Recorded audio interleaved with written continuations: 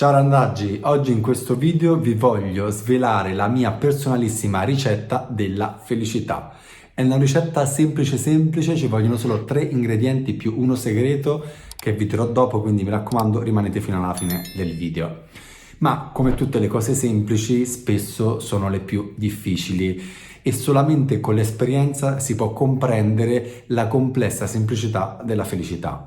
Sì, lo so, può sembrare una contraddizione, ma è così. La felicità è semplice e complessa allo stesso tempo e questo dipende solo ed unicamente da noi. Il concetto di felicità è semplice quando riusciamo ad accettare il manifestarsi della vita per quello che è in un determinato momento. Quindi quando riusciamo a vivere il momento presente per quello che è, senza porre un giudizio e seguendo così il flusso naturale degli eventi. La felicità invece diventa complessa quando passiamo tutta la vita a vivere dentro la nostra testa e la mente si contamina dalle nostre paure, insicurezze e dai traumi, impedendoci di vivere serenamente e di accettare quello che ci accade per quello che è. Sicuramente attraverso la consapevolezza, l'ascolto interiore, la voglia di mettersi in discussione e un'attitudine positiva, che sono tutti fattori che si coltivano nel tempo,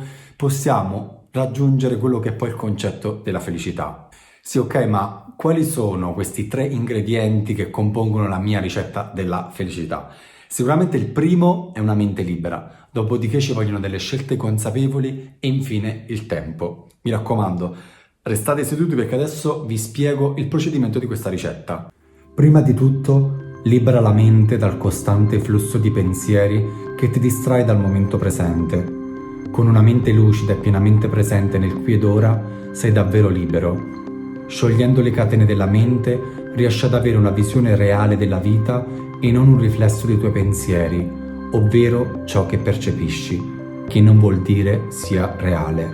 Dopodiché, fai scelte consapevoli, quindi nell'atto pratico prendi decisioni che possano migliorare il tuo stato di benessere. C'è chi per un motivo o un altro non ha la fortuna di poter fare ciò che desidera, quindi è tua responsabilità fare tesoro del privilegio di poter scegliere liberamente della tua vita. E infine scegli consapevolmente come investire il tuo tempo, perché quello passa e non te lo restituisce nessuno.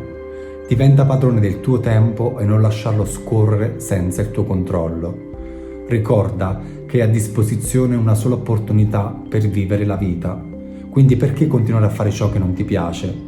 Investi il tuo tempo su te stesso per crescere come essere umano. Ma qual è l'ingrediente segreto? Quello che serve per completare la ricetta della felicità? È il ritmo. Ricorda che non è uguale per tutti, quindi capisci come scandire il tempo ad un ritmo che ti faccia vivere in salute e in armonia con te stesso e con l'ambiente circostante.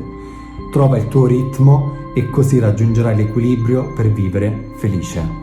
Ricorda che tutto il malessere, le ansie, le preoccupazioni non svaniranno nel nulla e la soluzione non è nascondere e ignorare il problema, perché quello te lo porterai ovunque andrai, quindi affrontalo.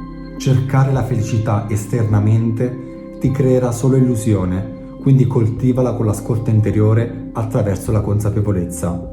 Una mente libera che prende scelte consapevoli, investendo il proprio tempo ad un ritmo naturale, è secondo me la ricetta perfetta per la felicità.